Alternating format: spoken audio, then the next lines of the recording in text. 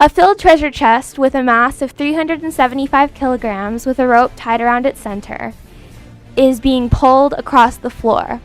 There is a static friction coefficient between the chest and the floor of 0.52, and the angle between the rope and the floor is 30 degrees.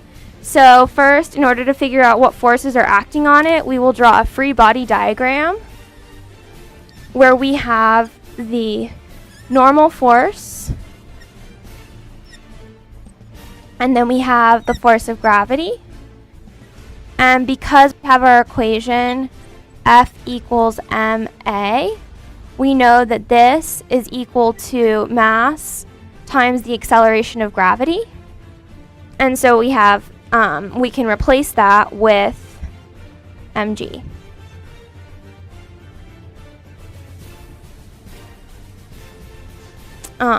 We also have our static friction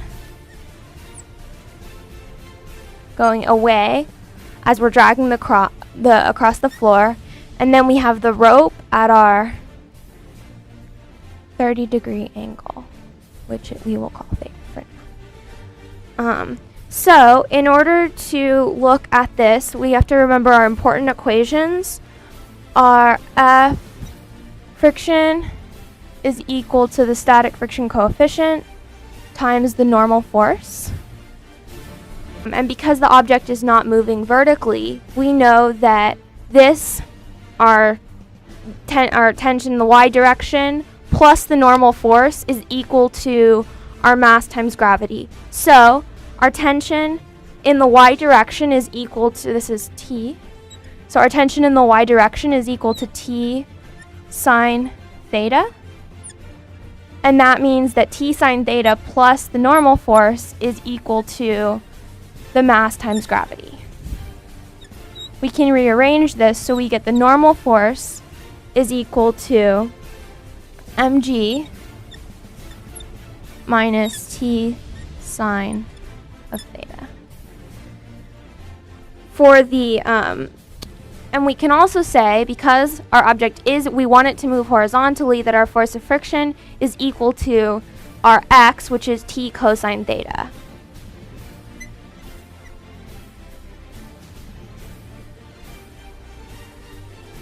And obviously t is what we're trying to find.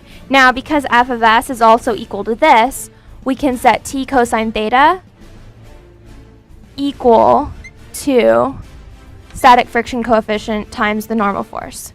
Because earlier we defined that the normal force is equal to mass times the acceleration of gravity minus t sine theta, we can then replace, so we end up with t cosine theta is equal to S mg minus t sine theta. Now, because we don't know t, we have to distribute and pull out the t. So we end up with t cosine theta is equal to mg minus static friction coefficient times t sine theta. And then again, we can rearrange, and we end up with t cosine theta is equal plus static friction coefficient times t sine theta is equal to the coefficient times mg. So then we can pull out our t.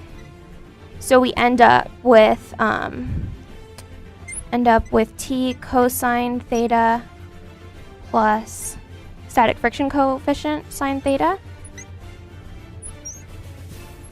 is equal to static friction coefficient times mg. So now we can rewrite with our values, so we end up with our overall equation equals t equals mg all over cosine theta plus the static friction coefficient times sine theta. And here we can put all of our values back in. So we have our value of 375 kilograms as our mass. We know that the acceleration due to gravity is 9.8 meters per second squared. And we also know that theta is equal to 30 degrees. And that static friction coefficient is equal to 0.52. So that means that we can plug all of our values back in.